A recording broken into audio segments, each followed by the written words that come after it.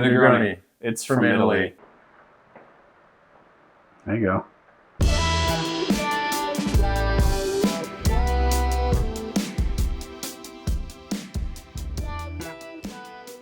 I'm Danny. This is Luke. We're back as Sip Sip to explore one of the great mysteries of our time. Is the bottled Negroni superior to the handcrafted a la minute Negroni? Everyone's wondering. Beyond that, we'll let you know which is the best bottled Negroni on the market. At least locally, these were our options in the Chicago market. But this represents like a good cross section of what's available nationally. Yep. Luke, what is your hypothesis? Do you think the bottled Negroni will be superior to our handcrafted Negroni? I don't know. I mean, it's going to be interesting to see. I think a lot of these companies hold a lot of weight. Clearly, we're battling with Campari itself here, Tanqueray. Yeah, the big boys. So Negroni is traditionally equal parts gin, sweet vermouth, and Campari.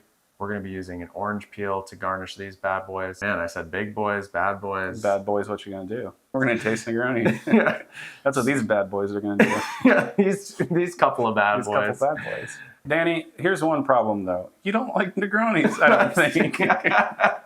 All right, that's true. Luke is rightfully so calling me out. I'm not a huge fan of the Negroni. I don't think it's a super balanced cocktail. It has a lot of Campari. It's pretty cloying, high level of sugar content. Yeah, not for everyone. I come from the other side where I do enjoy them. I drink them fairly often. If I'm going out to a bar, it's one of the things if I'm looking for like a stiffer drink, I'll often order. So you're getting expert advice from both sides. Yeah, that's right. The Campari bottle tells us that it does use an equal parts build. I would have to assume they all do, but by law they have to follow what Campari does. Yeah. Yeah, that's fine. Feel like a little glass. Give it a little shake. Man, I almost spilled it all over my shirt. Oh my gosh, dude. Going buck wild over here. Buck wild. All right. Woo! You this rascal over here. What does that smell like? Oh, we didn't do the orange peel. First one we have is the Bulls Negroni. We were able to taste this European version. Interesting they named it after the red light district. Yep. Comes from Amsterdam. That's where Bulls is based. It's probably the oldest brand. Yeah, and if this has Bulls Geneva in it, then it's kind of an outlier to the rest of them because the rest of them use like a London dry style, presumably. Sure. They've been around since 1575. They should have a little edge on the competition. Yeah. They're old as hell. No, it tastes good. Kind of candied, candied orange, like I think low if anything, bitterness. Low bitterness. It's pretty sweet. I was going to say the same thing. Well, you're welcome to. Yeah, I agree. Yeah. All right. So Bulls, that was the first one we tasted. We kind of found that it was, a little bit sweet, less bitter than you'd expect. Which might be perfect for some people. Yeah, it's pretty round. Okay, we're going to move on to New York City, baby. That's right. We got St. Agrestis. I don't know, man. This brand gets a lot of hype. It does. I think it was a twist. Was it a twist? No, it wasn't. We like to do things the hard way. Yeah, St. Agrestis.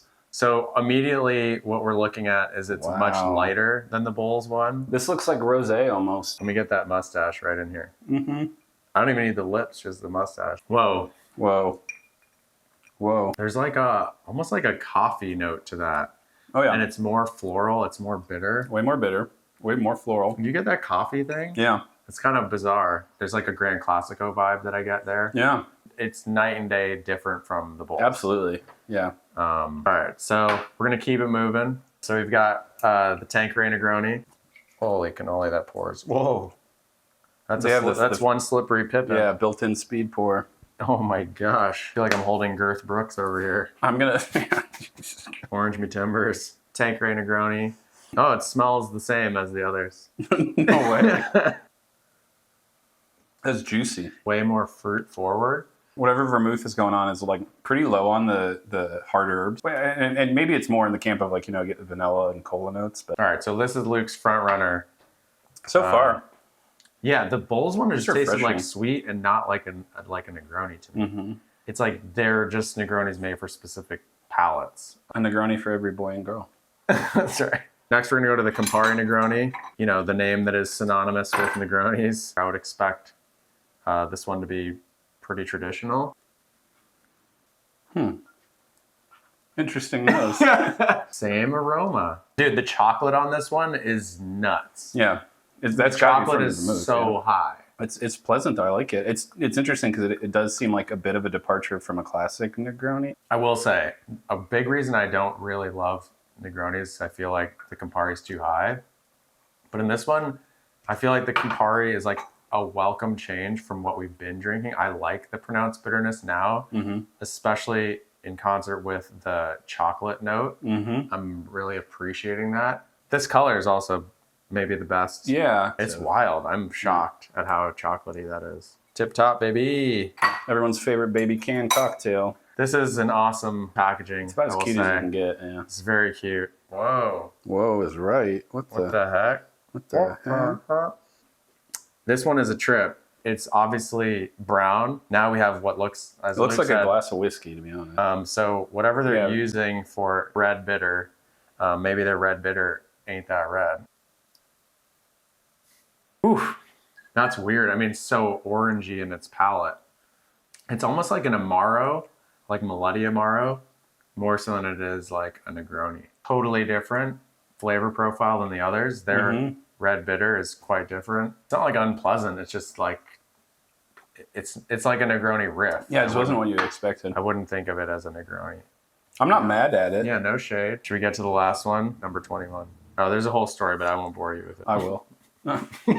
Luke's gonna read this. My weak fingertips. My kryptonite. Oh, this one has a governor pour spout. Ah, governor. Governor. Oh my gosh. Holy cow.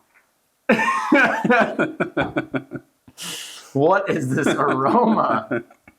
Is it orange peel? Whoa, this one has more gin.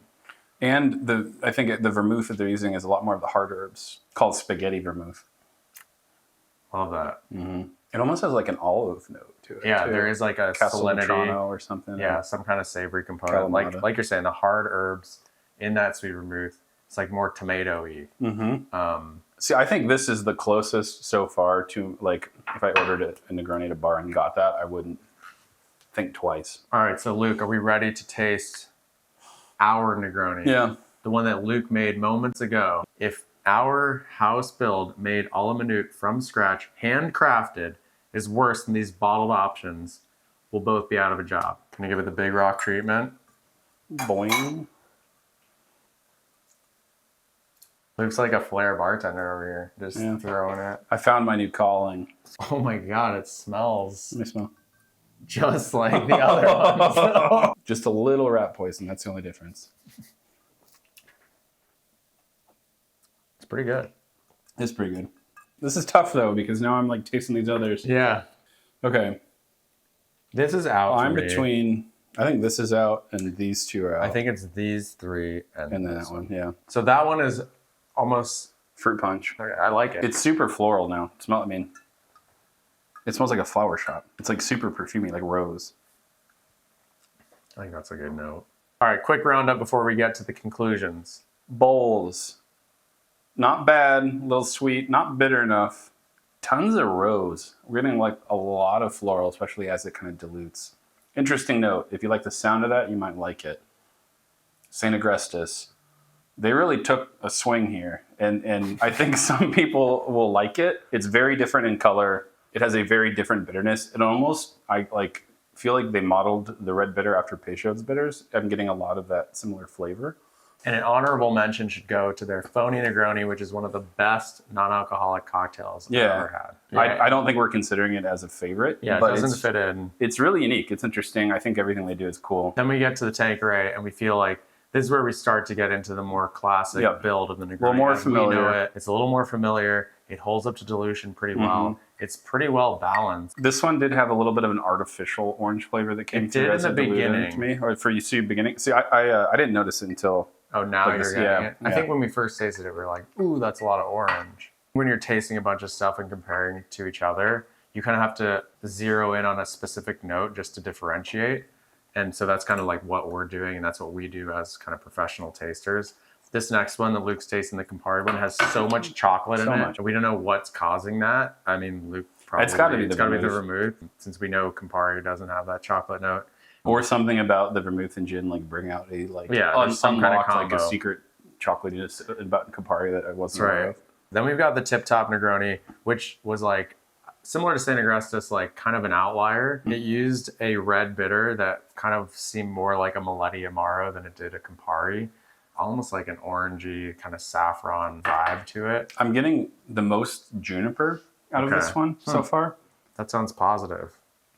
But it's not always a juniper that I love. There's certain gins that get this, like, the way it's distilled, the juniper almost tastes kind of like musty, like a damp basement. I don't know if that's the right way to put it or not. No, I mean, I get like some of that forest component, like wet leaves. It's a little bit strange. It doesn't finish that bitter.